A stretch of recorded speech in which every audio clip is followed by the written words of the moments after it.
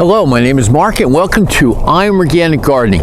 Today is the first week of spring and I'm very happy to be out in the garden again. I miss all you people. We're going to be going over a lot of organic gardening ideas and how to make it simple and easy.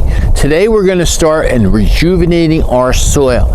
And usually I plant a cover crop, which I've done other videos on, but today I want to focus on what happens if you don't have a cover crop and you want to increase the microbe activity in the soil. It's very important. Those microbes release nutrients to our plants, and that's what gives our plants the benefit of a health system inside their own plant roots and also the foliage, and that can keep away diseases, help with drought issues, and also get all the proper nutrients out of the soil, which is our sand, silt, and clay, and bring it into our vegetables that we eat and we can keep healthy because we have all the minerals and vitamins in the produce. So today I'm going to go over the soil in the garden as just a simple fix. It doesn't hurt anything. It actually will bring back the health in the soil very quickly by just a simple little process, and I'm going to explain it in a little bit here. And that's including this is a pitchfork. Now this pitchfork is a little bit different than most other ones is because it has smaller tines on it. I want something at least 1/4 inch or less on the tines, these metal forks here.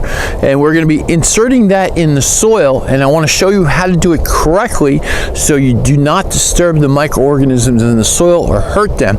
But now's the time in early spring because we're still getting rain, and that's important. For this to work, we need the water to coat in the soil and bring down other things in the soil for it to increase the fungi in the soil. We have lots of bacteria in the soil, but we want to increase the fungi in our soil because we have to have a balance between bacteria and fungi in our soil to give our plants health.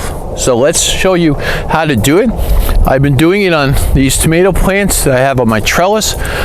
This is going to be the 5th year planting tomato plants in the same soil, same spot, and this is what I've been doing, and it's working well, and I want to share it with you. We have some tomato vines still here from last year. This is the root here, and then we have the vines growing up on the back of the cattle panel. But I want to show you because what I do is I leave the roots in the ground from the previous year and they decay in the soil, so that opens up my soil and lets air and water in there. So what's important to do now is that I have leaf mold, and I'll show you. If you don't have leaf mold, you can buy another product and it works quite well also too. Is that I have this leaf mold here and it's been decaying for quite some time. So the only thing I'm going to do is take this pitchfork and then go down into the soil, just straight down. I'm not going to wiggle it or anything else either, and that's creating a, let's say, a wormhole in the ground. So now what you do is then if it goes in the soil, pull it straight out, and now those openings is going to bring that leaf matter down into the soil, increasing the fungi activity in the soil. And again, you can do as many as you want, as little as you want, because it's not going to hurt anything. Again, just press that pitchfork down right into the soil. You don't want to wiggle the handle back and forth too much. You don't want to disturb the soil too much, and then just bring it right out. Exactly. So now it's going to rain for the next 4 days in my area, and that, let's say, leaf mold, which is fungi food, and that's very important. A lot of people are going to ask me about, I just see a worm crawling along there. The fungi food is leaves, your hay, your straw, but if you just have leaf mold on top, it's going to go down. Look at all these worms just going around here. Just little small ones. Just amazing, just sitting in the garden, just moving those leaves away. They're working early for me here, so all good. So you can see here, I raked away the leaves, and I just have this leaf litter on the very bottom, right on top of the soil here. Now these tines are just going to go in the ground, and you don't, like it says, you don't want to wiggle this or break the soil up. You want to leave it alone as much as possible.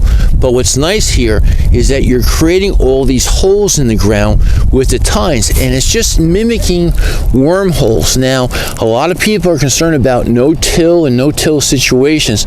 You're not tilling filling. You're not breaking up the soil. You're not bringing the soil from the bottom up to the top. You're just putting small wormholes in there. So you have 1, 2, 3, 4, 5 wormholes that will let down the broken down leaf litter. Now, if you don't have leaves in your area and you don't have leaves on top of the garden, that a lot of people recommend doing, what you can do is use coconut coir. Coconut fiber or coconut coir. It's easily available and it's a very reasonable price. What you can do is take that coir, add water to it, and then just lay it on top of the surface, right here on top here, and then stick your fork in the ground. And that will bring, let's say, that coconut coir down into the soil 4, 5, 8 inches deep. And now your soil is nice and soft compared to the summertime because it has a lot of adequate moisture that we've been getting, and it can also bring down that beautiful food. And what kind of food do we need? And coconut coir is that type of food. Fungi food. Fungi food is going to open up all those pore spaces down below in the soil here to get that fungi growing, and that's going to give us more channels for air and again for water, like I mentioned before. And that's the key ingredient. We have always some bacteria in our soil, but what we don't have, and that's the problem, is fungi. And fungi is part of the first group. Your bacteria and fungi will break down all this and your sand, silt, and clay in your soil, and it will be fantastic for your tomato plants in the future, or any kind of plant you plant in your garden. That's how nature's been working from day one, and it will succeed always if you follow nature's rules. I want to thank you so very much for watching today's video.